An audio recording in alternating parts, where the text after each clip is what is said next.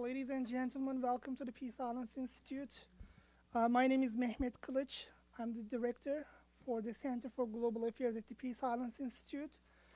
It's a great pleasure and honor to have Professor Mark Rosenblum from Queens College, a part of CUNY. And also thank you for Dr. Mark Meirowitz for hosting the event. The Peace Islands Institute is a nonprofit, non-government civic organization which is dedicated to the promotion of unity, education, poverty and hunger, welfare, and progress for lasting peace. We envision a world as an island of peace. We would like to contribute to lasting peace by presenting explanations and solutions to our common problems and supporting successful practices to achieve world peace around shared values. Peace and security are the two important factors for democracy and economic and social development in a country. So there should be open dialogue, open political dialogue, elimination of violence, and open positive dialogue among people of diverse cultures, which is people-to-people relations. Now I would like to invite our partners, Ortel from Hand in Hand and Jesse. We are Young Professionals for Hand in Hand. We're a new organization coming together, and our goal is to support the Hand in Hand schools in Israel. For those of you who don't know what they are, the Hand in Hand schools are a network of schools that are bilingual and multicultural for Arab and Jewish children to learn together and to provide community activities and community resources to Arab and Jewish communities within Israel. I would like to invite Camila from UNA, USA. My name is Camilla Mortazadeh. I am the Middle East Affairs Director at the United Nations Association of Young Professionals. At UNA, we really sort of try to serve as an advocacy body for a lot of the work that the UN does, and organizations like Peace Islands and Hand in Hand really sort of reinforce these efforts. In a time of lots of conflict, there's also opportunity, so we're excited to sort of have a forum today to talk about that. Mark Meirowitz is an assistant professor at SUNY Maritime College. He holds a doctorate in political science and teaches politics, history, and law, as well as English to Turkish students at SUNY Maritime College. I want to begin by particularly thanking Mehmet Kılıç and the Peace Islands Institute for organizing this program with our distinguished speaker, Professor Mark Rosenblum. I have spent the last few days studying all about Professor Rosenblum and his background, and I was tremendously impressed. I'll tell you a few things about him. He is an extremely, not only academically distinguished, but someone who has made a real mark and a real impact on the building of peace, which is the Peace Islands Institute and all the things that you heard about before. And I wanted to thank particularly to Ortal, to Jesse, and to Camilla for their efforts in organizing this program. I think you're in for a treat tonight to hear from Professor Mark Rosenblum, who is an associate professor of history at Queens College. He's the director of the Center for Jewish Studies.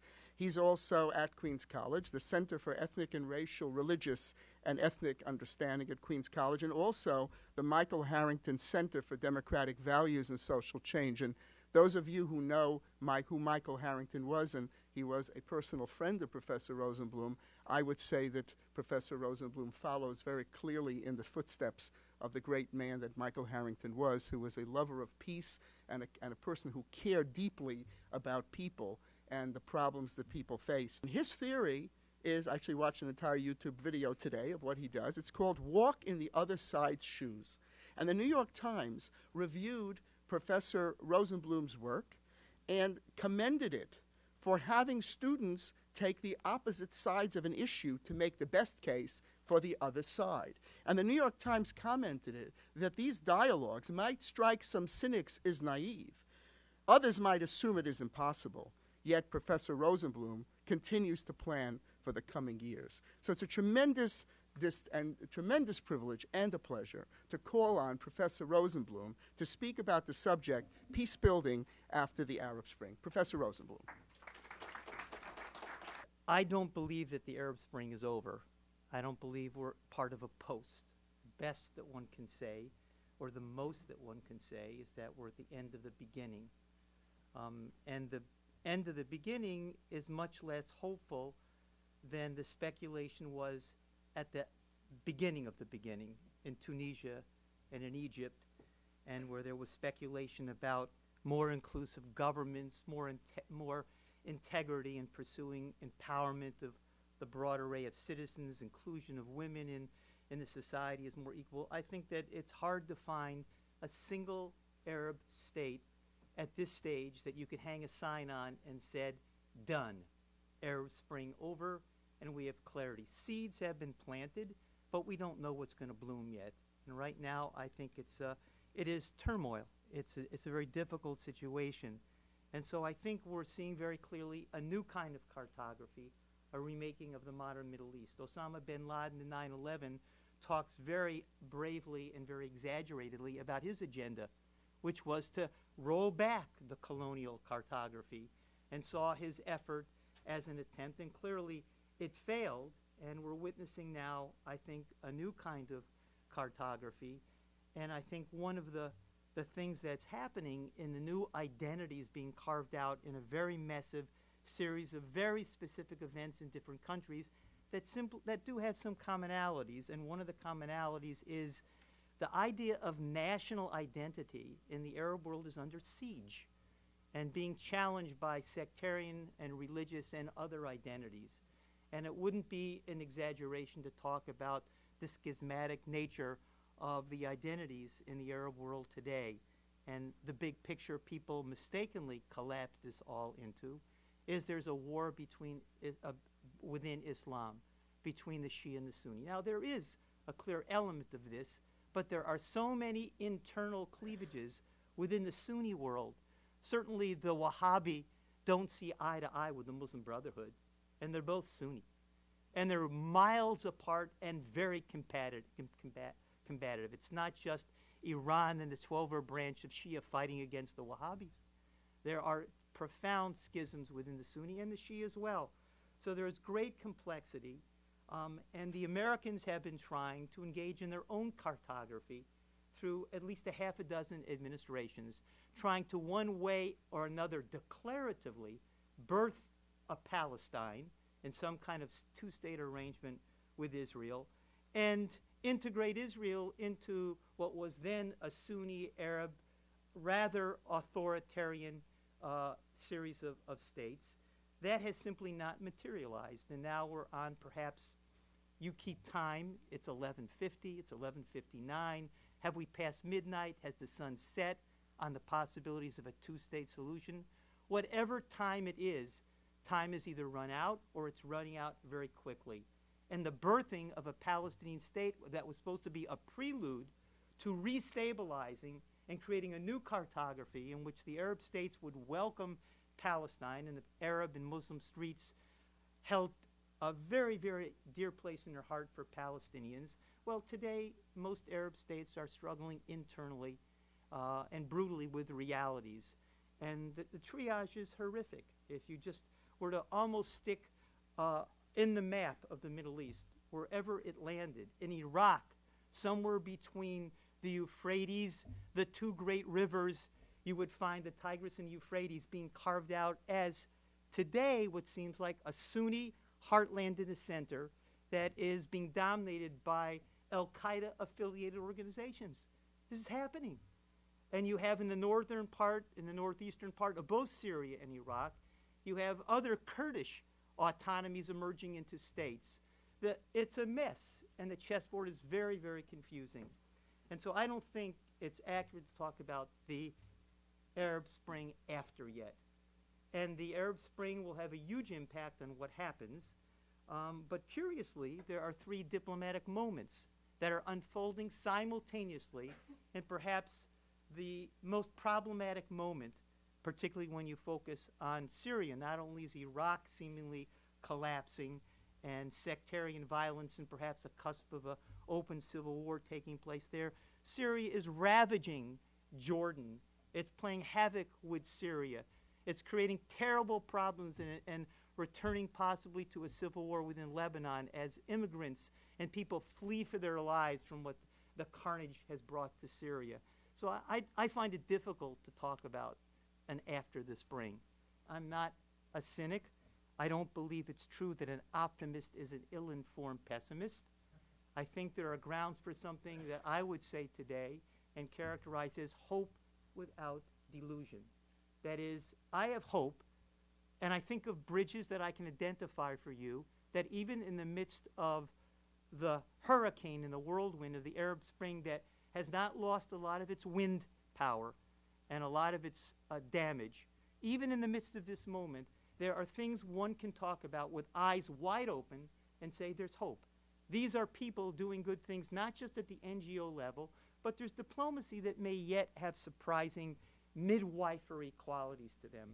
And I'll return to the Israeli-Palestinian conflict in a moment, also pointing out, without delusion, the problems that have to be overcome, bridges and barriers, the barriers that need to be faced and overcome if you're going to break into something other than a cynic that does bite this sound bite and swallows it and says an optimist truly is an ill-informed pessimist. I don't believe that. But I think it's possible the administration has something up its sleeve and has put Netanyahu and the Israeli government in a very, very difficult circumstance in which they can't afford to play the game of being a spoiler and further isolating themselves by the war rhetorically, publicly they've chosen up until very recently with the Obama administration. So we have to talk briefly about the possibility of a two-state solution negotiation process and a little bit more about the prospect of a grand bargain that the Obama administration might have up its sleeve that is involving the Russians, not just on one of these two diplomatic fronts, but two and maybe all three of them. The last front, of course, that you know has to do with the retirement of Syrian chemical weapons, and more ambitiously to have January 22nd, and it may be deferred, there may be a due date, but they have a date of January 22nd to begin a process of creating a transition government. Right now, it seems as if there aren't very many people willing to go to the table without having negotiated ahead of time who will be the head of that transition government. The Americans have not yet formally yielded that it can't be Assad. Assad has just renewed again. It will only be him that heads the transition government. So the murder and mayhem that characterizes daily life in Syria still becomes very problematic. But we have this other gambit that the Russians are co-sponsoring with the Americans. One should not dismiss, because for a long time, many people have correctly talked about the deficit in diplomacy, that we had a kind of Manichaean, the Bush administration, I think, turned into a policy, what is a 3M policy, a Manichaean policy. Either you're with us or against us. There's the forces of good and the forces of evil, the axis of evil. Well, the axis of evil right now, according to the Obama administration, is now being integrated potentially into an international arrangement and part of the international community. So there's not such a Manichaean view, and it's not America going alone. It's got international architecture that the Obama administration is interested in. It isn't militaristic solely. In fact, he had a chance several months ago to go after, in a surgical strike, something that isn't talked about openly, the fixed-wing jets that were on the ground and the helicopter gunships that might have eliminated the Syrian Air Force. There were serious plans. He passed that up when diplomacy seemed to become required because the Americans don't want another military intervention in the Middle East. He couldn't get the Congress to support him, and he took the path of diplomacy. Very quickly, if you look with your eyes wide open, you see that the Israelis and Palestinian publics on both sides in the latest public opinion polls have shrinking, but still majorities on both sides that support the two-state solution. A little higher on the Israeli Jewish side than the Palestinian side, but you have now more than 50% on both sides that endorse the two-state solution. The one-state solution still has very limited support, according to Khalil Shikaki and two other polls done most recently and most authoritatively with scale of and how people were interviewed.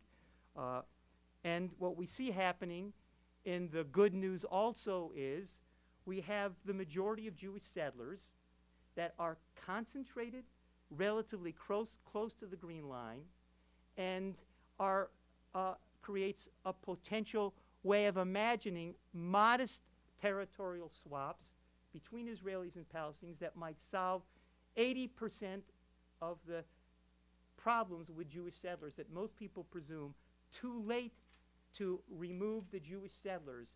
The bad news, quite frankly, is that both Israelis and Palestinians in these same polls say the other side isn't willing to accept the two-state solution, not only intellectually and ideologically, but by their behavior that's identified as deal-wrecking behavior. 70% and more of Israelis do not believe Palestinians want a two-state solution. They believe that they want to salami tactics destroy the state of Israel piece at a time.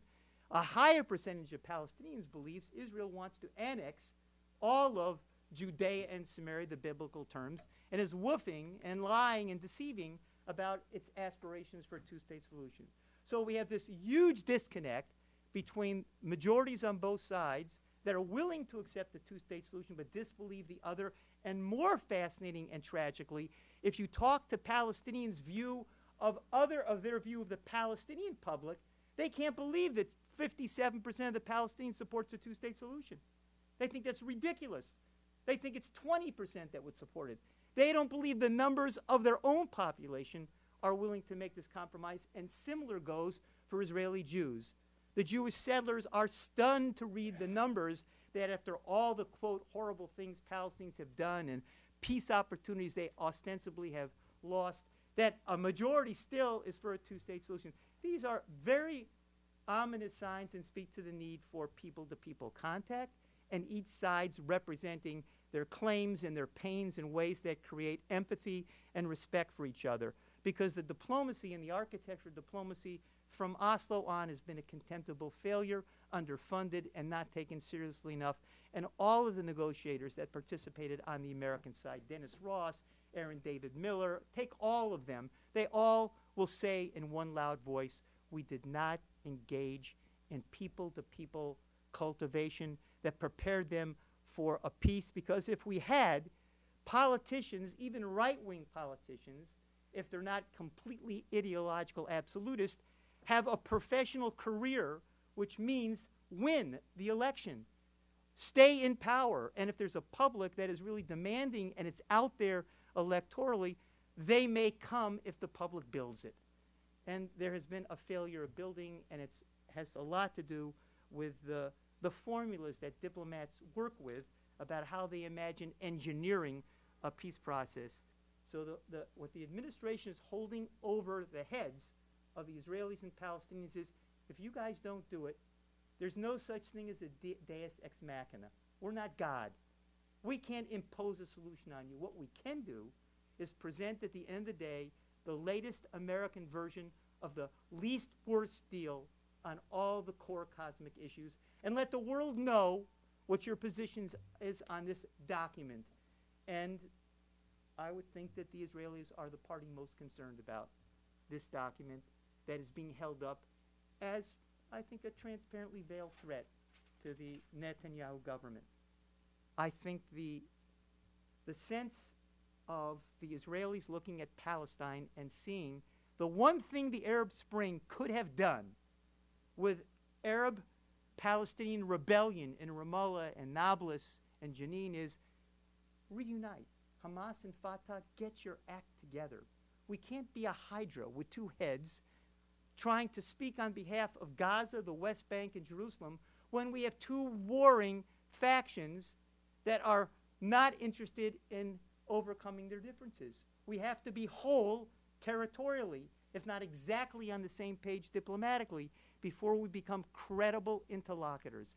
This split between Hamas and Fatah is used transparently by the Israeli government that will say, when they mutter to the side, we already have a two-state solution. We have two Palestines. It's great. And we have no one, singularly, in a unified way, with whom to negotiate. One of the things the Arab Spring people were hoping would do would put young people on the streets pressuring the leaders of Hamas and Fatah to bury the hatchet somewhere else besides in each other's skulls. That has not happened. Hamas and Fatah are not close to a reunification process. So for me, I wish all of you well in your organizations, because the heavy lifting of people from below, peace is not going to be made unless the NGO community from below is well funded, much more than the peanuts it gives today. There has to be a whole meal set on the table every day for a number of years for them to be empowered and to reach their own constituency sufficiently. And diplomats have to be able to talk about an international community that is responsible. One of the real tragedies of our era, I'd argue, is that we're seeing a challenging of the nation-state system in the Arab world in the Arab Spring, and we're not seeing the creation of an emboldened and strengthened international community. Those two things are as dangerous as some people may think Israeli occupation is. And so for me, there is the architecture of the IAEA. This needs to be thought through very carefully. In the next 3 months, the United Nations and its agencies, whether it's the World Court, the IAEA, they're going to be tested. Not just the Israelis, not just the the Palestinian citizens on the street. So I would hope that one of the things we'll say for our criticism and our empathy is all of the parties in this conflict. Divided, we will only create, I think, another round of tragedy for all the peoples.